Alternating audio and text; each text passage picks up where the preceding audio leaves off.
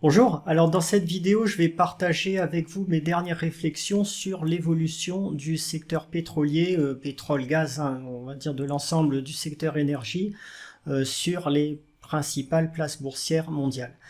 Ce qu'on peut observer aujourd'hui déjà, c'est que les valorisations en termes de ratio, en termes de price earning sont extrêmement basses par rapport au normal historique. Vous avez ici, donc sur le site yardeni.com, hein, le graphique des PER prévus pour le secteur de l'énergie aux États-Unis.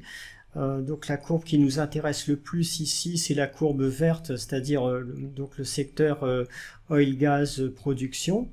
On a un PER en dessous de 10, alors que les États-Unis sont en ce moment un des marchés les plus chers du monde, avec un ratio aux environs de 28, donc un ratio très élevé si on ajuste sur 10 ans. Bon, ça montre quand même qu'on est sur vraiment à des niveaux qui sont anormalement bas, qui ont été égalés au plus bas de la crise 2008-2009. Et on a retrouvé également des niveaux bas sur la période 2005, 2006, 2007 et un petit peu en 2001 et au début de l'année 2003. Alors, quand on est face à un graphique comme ça, on peut se dire deux choses. On peut être à des PER anormalement bas tout simplement parce qu'on est complètement en haut de cycle, que les valeurs pétrolières en ce moment font des bénéfices faramineux, mais que ça ne va pas durer parce que le pétrole va rechuter fortement. Donc ça serait vrai si on était à des prix extrêmement élevés sur le pétrole. Ou bien on peut se dire qu'au contraire on est dans une situation où les valorisations sont anormalement basses, où il y a un pessimisme excessif du marché et qu'on a une opportunité d'achat. Donc si on regarde les points bas précédents, alors les points bas de 2001 et de 2003, ils ont clairement été sur l'indice Dow Jones Oil et Gaz, ça a clairement été des opportunités d'achat. Vous voyez ici la situation au point bas de 2001 et de 2003, c'était juste avant un grand marché haussier sur le pétrole. Sur la période 2005-2006, où on avait aussi des points bas, hein, ici vous voyez 2005 et 2006, des ratios bas, ça a été plutôt favorable. En fait, on était déjà à des niveaux de prix du baril un peu élevés, mais bon, vous voyez que le marché aussi a bien continué ensuite. On est passé de 425 jusqu'à 750, donc on a une hausse de plus de 50% qui a suivi rapidement. Et évidemment, pour le point bas de 2008-2009, là aussi c'était une très bonne opportunité d'achat puisqu'on a eu un bon marché haussier sur le secteur pétrolier ensuite. Donc voilà ce qu'on peut dire sur les points bas qu'on a pu observer. On a eu ensuite des points bas secondaires en 2011-2012 ici, de relatifs points bas on va dire. Bon, ils ont été... si on regarde là aussi le graphique, hein, sur 2011-2012, les points bas sont enregistrés ici. On a eu un petit marché haussier, mais quand même bien sympathique derrière, avec un petit 50% de hausse quand même. Donc on peut se dire qu'aujourd'hui, on pourrait être dans une situation relativement favorable. Alors, il faut quand même éliminer l'hypothèse qu'on soit sur un point haut majeur du marché. Et ça se fait assez simplement. On a quelques graphiques qui le montrent. Alors déjà, le prix du baril ajusté de l'inflation, vous voyez où on en est aujourd'hui, hein, on est vraiment dans le milieu de la fourchette d'évolution du baril depuis 1980. On n'est ni à des niveaux anormalement chers, ni à des niveaux anormalement bon marché. Mais on n'est certainement pas aujourd'hui dans un point haut majeur sur le pétrole. Alors il est très possible que si on a une récession dans les mois qui viennent, ça aille un petit peu plus bas, qu'on aille jusqu'à 60, qu'on aille jusqu'à 55, bon peu importe, mais on ne peut pas dire qu'on est en haut de cycle. Il y a une deuxième observation à faire, c'est que le poids du secteur énergie aujourd'hui reste relativement bas. Il a monté, on était tombé à un point bas extrême en post-Covid à 2%, on est à 4,6% de pondération dans l'indice ESP 500.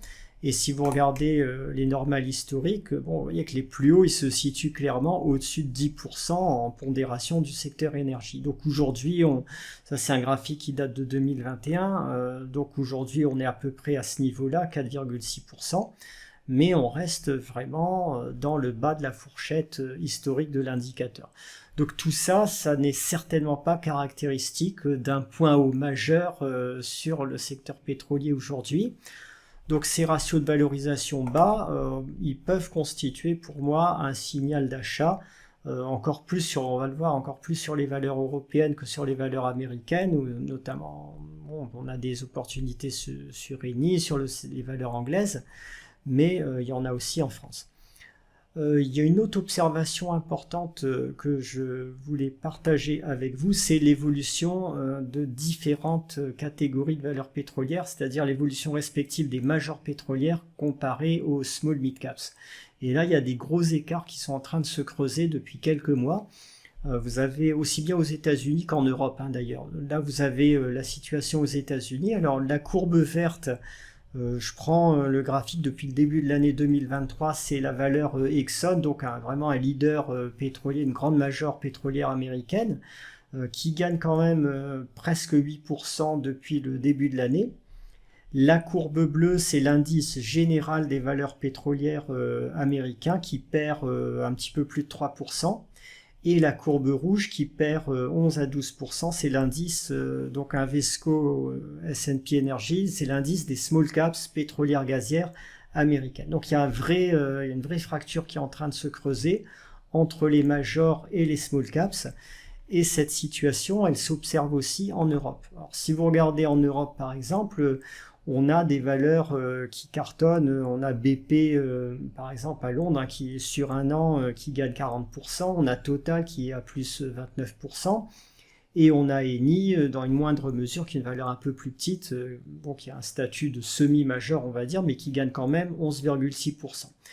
En face de ça, il y a toutes les small caps, une grande majorité de small caps pétrolières qui stagnent ou qui baissent, qui se comportent relativement de façon décevante. Je vous donne deux exemples ici de bonnes small caps, hein, de valeurs qui ont d'excellents fondamentaux. Aujourd'hui, là, qui sont Morel et Prom et Seplat, qui sont en baisse de 13 et 18%. Donc pour l'instant, on a vraiment une sous-performance marquée des small caps pétrolières. Alors, est-ce que ça doit inciter en ce moment à acheter plutôt des majors que des small caps? Alors, pour le long terme, je ne le crois pas du tout. Je vais partager avec vous quelques éléments de valorisation. Alors, c'est pas du tout pour dire du mal des majors pétrolières, hein. Aujourd'hui, des valeurs comme Eni ou Total, je serais beaucoup plus réservé sur les majors américaines, mais des valeurs comme Eni ou Total elles ont tout à fait leur place dans votre portefeuille, sont des bonnes valeurs avec des bons rendements sur dividendes, de bons fondamentaux qui sont pas du tout surévalués, il n'y a pas de problème de ce côté-là. Mais pour moi, les small caps méritent aussi de garder vraiment une place significative dans votre portefeuille. Donc Eni, aujourd'hui, elle est valorisée à un PER qui est franchement bas. Hein. Donc si on regarde la situation d'Eni, le PER est légèrement inférieur à 4. Alors c'est le PER sur des 12 derniers mois. Le PER de 2023 devrait être entre 5 et 6. Hein. Les cours du baril en ce moment sont un peu plus bas, donc Eni devrait gagner quand même moins d'argent. Total aussi un petit peu moins, mais bon, le PER de Total en ce moment est autour de 5. En ratio valeur d'entreprise sur EBITDA, on est à 3,5, donc ce sont des niveaux qui sont franchement bas, hein, ça il n'y a pas de doute là-dessus. Et pour une valeur, une junior comme Morel et Prom, on retrouve des niveaux un peu inférieurs, donc un ratio valeur d'entreprise sur EBITDA 2,5 et un PER inférieur à 4, donc c'est franchement attractif. Mais on pourrait se faire une réflexion qui serait valable, qui est de se dire, bon, autant payer une major un petit peu plus cher si les écarts de valorisation sont pas énormes, plutôt que prendre plus de risques sur une junior comme Morel et Prom, qui va être plus sensible aux risques géopolitiques, si on a un problème dans son pays de production phare au Gabon, ça peut impacter fortement le cours, alors qu'une major comme Total, elle est répartie sur multiples pays, elle a également de gros moyens de négociation avec les États, donc elle est beaucoup moins sensible aux risques géopolitiques. Donc c'est logique, et en plus il y a une meilleure liquidité, c'est logique qu'on paye Total un petit peu plus cher que Morel et Prom. Donc si on regarde que les ratios financiers, effectivement, les cours actuels peuvent paraître justifiés. Par contre, il y a un autre ratio que je regarde qui est extrêmement important pour moi dès qu'on est dans une stratégie d'investissement à long terme, c'est le niveau des réserves. Donc, si on regarde le ratio entre la capitalisation d'une société et ses réserves de pétrole dont elle dispose, on a pour une valeur comme Exxon, en ce moment, on capitalise à 28 dollars le baril de réserve. Donc ça pour moi, c'est clairement trop par rapport au cours actuel du baril qui est à 70-80 dollars. Il y a clairement un problème de valorisation, de haut de cycle. Exxon est trop cher pour moi aujourd'hui sur ce ratio. Le ratio total est aux alentours de 14 ou 15, un total à peu près 10 milliards de barils de réserve aujourd'hui, et donc elle a une capitalisation de 150 milliards à peu près en bourse. Vous voyez ici le dernier pointage. Donc on a un ratio aux alentours de 15 dollars, on va dire en euros, 14 euros par baril de réserve en terre. Bon, c'est un ratio qui est un petit peu élevé, mais on va dire qui est acceptable. Pour Eni, on est un petit peu en dessous de 10, donc c'est un ratio encore meilleur. Et pour Morel et Prom, on est sur un ratio de capitalisation sur réserve en ce moment qui est aux alentours de 3. Alors, il y a un écart là qui devient énorme. Je vais le nuancer quand même parce que Total présente ses calculs de réserve uniquement en termes de réserve prouvée, c'est-à-dire de réserve 1P, là où Morel et Prom, et où pratiquement toutes les juniors, les small mid-caps pétrolières, présentent leurs réserves en 2P, c'est-à-dire prouvée plus probable. Bon, donc il y a effectivement les réserves de Morel et Prom sont un petit peu moins solides que celles de Total, mais bon, Morel et Prom a quand même une grosse part de réserves prouvées dans ce calcul. Mais même en tenant compte de cette différence, ça justifie absolument pas le fait que l'une soit à 3 dollars, c'est-à-dire Morel et Prom à 3 dollars et Total à 15 dollars. Il y a un écart énorme. Même si on applique une décote de 40% sur les réserves de Morel et Prom pour compenser la différence, on va arriver à un ratio de 5 dollars pour Morel et de 15 dollars pour Total. Donc il y a quand même de ce côté-là, à mon avis, une incitation, une opportunité d'achat sur les juniors pétrolières. Après, là je parle de Morel et Prom, il y en a beaucoup d'autres, il y a plein de profils. Il y en a qui offrent des rendements sur dividendes à plus de 10%, qui est très régulier, là où quand même des majors sont sur des rendements à 5%, 6%, 7%. On aura de bien meilleurs rendements sur les small caps pétrolières. Et elles ont, grâce à leur ratio de réserve bien meilleur, elles ont un potentiel de croissance ou un potentiel de maintien de production sur les années à venir que n'ont pas les majors. Et les coûts de production aussi sont différents. Si Total veut renouveler ses réserves aujourd'hui, ou une quelconque major veut renouveler ses réserves aujourd'hui, elle devra développer des gisements assez coûteux. Ça va être de l'offshore profonde qui nécessite de gros investissements. Alors que des valeurs comme Morel et Prom, elles ont déjà des gisements, des petits gisements, mais qui sont faciles à exploiter avec de bas coûts de production, soit en offshore peu profond, soit carrément sur la terre ferme, et ça leur donne un avantage en cas de baisse modérée des cours du baril. Donc voilà pour ces quelques réflexions. Tout ce que je voulais vous dire, c'est que globalement aujourd'hui, le secteur pétrolier n'est pas cher, et pas cher du tout.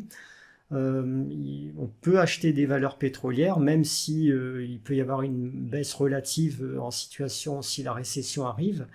Les États-Unis ne semblent toujours pas capables d'accroître leur production pour l'instant de pétrole de schiste de façon significative. On le voit ici sur ce graphique de Yardeni. Vous voyez que la production pétrolière américaine plafonne depuis la fin de l'année 2022.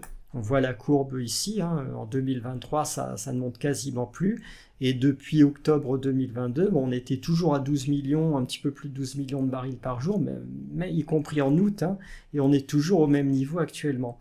Donc il ne faudra pas compter, je pense, sur les années à venir, observer un phénomène tel que ce qu'on a pu voir pendant la décennie 2010, où la hausse de production de pétrole de schiste aux USA a permis d'éponger totalement la hausse de la demande mondiale. Là, si on plafonne comme ça aux USA, ça risque d'être beaucoup plus difficile de répondre à la hausse de la demande mondiale. Bon, il y a quelques pays d'Amérique du Sud dont on peut espérer qu'ils augmentent un peu leur production. Le Brésil, il y a le Guyana, il y a le Venezuela si jamais les sanctions sont levées. mais ça reste quand même plus tendu que sur la décennie 2010. Donc il y a vraiment, au cours actuel des valeurs pétrolières, je pense qu'il y a une opportunité d'investissement de long terme. Et la deuxième leçon, c'est qu'on a en ce moment une baisse des small caps pétrolières par rapport au reste du marché pétrolier qui n'est pas justifiée du tout par les fondamentaux. Donc on a également une opportunité d'achat sur les small caps pétrolières. Voilà ce que je voulais vous dire. Si vous voulez en savoir plus, vous aurez quelques liens en dessous de cette vidéo sur les formations ou les lettres que je propose au sujet du secteur pétrolier.